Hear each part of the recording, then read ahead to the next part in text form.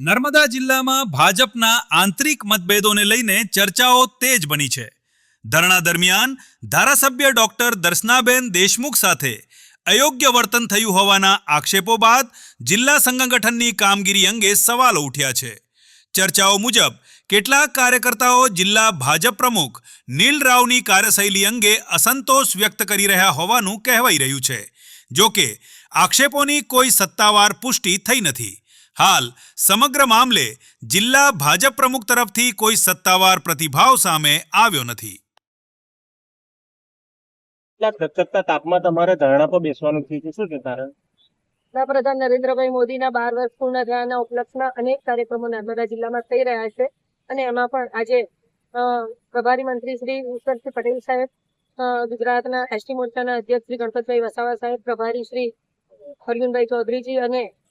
ભરૂચના સાંસદ શ્રી મનસુખભાઈ વસાવા સાહેબની ઉપસ્થિતિમાં ડોક્ટર બાબા સાહેબ આંબેડકર હોલમાં એક પ્રબુદ્ધ નાગરિક સંમેલનનું આયોજન કરવામાં આવ્યું અને આ કાર્યક્રમમાં અમે સૌ કાર્યકર્તાઓની સાથે ઉપસ્થિત રહ્યા। ત્યારે કાર્યક્રમને શરૂઆત કરતા આયોજકો દ્વારા જે એનાઉન્સર છે એમણે ડાયરેક્ટ મનસુખભાઈ વસાવા સાહેબને સ્પીચ આપવા માટે કીધું। ત્યારે સાહેબે ઉભા થઈને કીધું કે બેન ધારાસભ્ય છે તો બેન ને પહેલા બોલે, એટલે સામેથી એનાઉન્સરે એવું કીધું કે એ નથી, એટલે મનસુખભાઈએ કીધું કે એના ધારાસભ્ય છે તો એમને બોલવાનું હોવું જોઈએ। ત્યારે નર્મદા જિલ્લાના એસટી મોરચાના અધ્યક્ષ રાજુભાઈ વસાવાએ કીધું કે જયારે બેનનું સ્વાગત કરવાની વાત હતી ત્યારે પણ આ લોકોએ કીધું કે ભાઈ આ પ્રોટોકોલમાં કશું છે નહીં, ધારાસભ્યનું કોઈ સ્વાગત કરવાનું રહેતું નથી। એટલે જયારે આવી પરિસ્થિતિ ઉભી થઈ ત્યારે પછી મને લાગ્યું કે જો મારું આટલું મોટું અપમાન થતું હોય, મારા જ વિસ્તારમાં કાર્યક્રમ હોય, મારી વિધાનસભામાં કાર્યક્રમ હોય, એક આદિવાસી મહિલા નેતા તરીકે અને આદિવાસી ધારાસભ્ય તરીકે જયારે મારે હું પ્રજા સમક્ષની વાત મૂકવાની હોય, મારે વડાપ્રધાન નરેન્દ્રભાઈ મોદીના 12 વર્ષની યશગાથાની, તો એમાં મને નહીં મૂકવા માટે પહેલેથી અગાઉથી જાણ કરી દીધી હોત તો કઈ વાંધો ના આવતો, પરંતુ બધાની હાજરીમાં જાહેરમાં એવું કહેવામાં આવે કે ભાઈ ના, એમને આમાં લેવામાં આવ્યા નથી, તો એ મારા માટે તો અપમાન,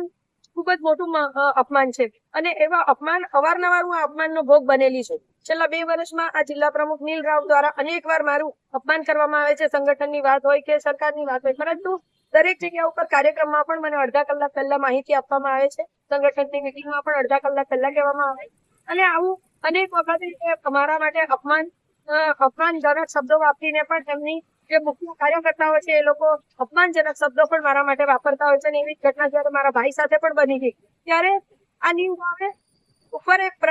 ગુજરાત સરકારના એક મંત્રીને દબાણ લાવીને મારા ભાઈ ઉપર પણ એફઆઈઆર કરાવડાવી અને ખોટી એફઆઈઆર કરાવડાવી। આ જ નીલ રાવ એવો માણસ છે કે જેને જિલ્લા પ્રમુખ તરીકે એને પોતાને એવું છે કે હું સર્વે સર્વા છું, હું જ અધિક શક્તિશાળી છું અને એને મનસુખભાઈ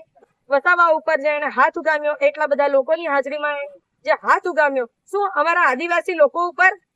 આ લોકો અમારી ઉપર હાવી થઈને અમને હાથ ઉગામશે? શું અમે લોકો ગુલામ છીએ? શું અમે લોકો ગરીબ છીએ કે જેથી કરીને અમારી સામે આ લોકો હાથ ઉગામે, અમારી સામે આ લોકો અપમાન કરે અને અમને આદિવાસીઓને નીચા પાડવાની જે પ્રયત્નો કરી રહ્યા છે એ ખરેખર નિંદનીય છે અને આવા લોકોની સામે તો ભારતીય જનતા પાર્ટી એક શિસ્તબદ્ધ પાર્ટી છે। ત્યારે ભારતીય જનતા પાર્ટીમાં જયારે આવા પનોતી જેવા માણસો હોય તો એ લોકો જે ભારતીય જનતા પાર્ટીને નુકસાન કરી રહ્યા છે એવા લોકો માટે કંઈક ને કંઈક નિર્ણય લેવો પડે। તમારી માંગ શું છે હવે કે ક્યારે તમે આ ધરણા આ ધરણા માટે અત્યારે કાર્યક્રમ પૂર્ણ થતા પ્રદેશ અધ્યક્ષ ગણપતભાઈ વસાવા સાહેબ અને પ્રભારી મંત્રી શ્રી ઈશ્વરસિંહ પટેલ સાહેબ આવશે ત્યારે હું એમને મારી રાજીનામી ધરી દઈશ, કારણ કે આ જિલ્લાનો નીલ રાવ પ્રમુખ જે છે ને તે પોતાની જાતને એવું માને છે કે હું જ ધારાસભ્ય છું ને હું જ જિલ્લાનો પ્રમુખ છે, અહીંના ધારાસભ્ય, મહિલા ધારાસભ્ય અમારા માટે પગની જૂતી સમાન છે એવું એ સમજે છે। એટલે એને તો સબક શીખવાડવો જ પડે ને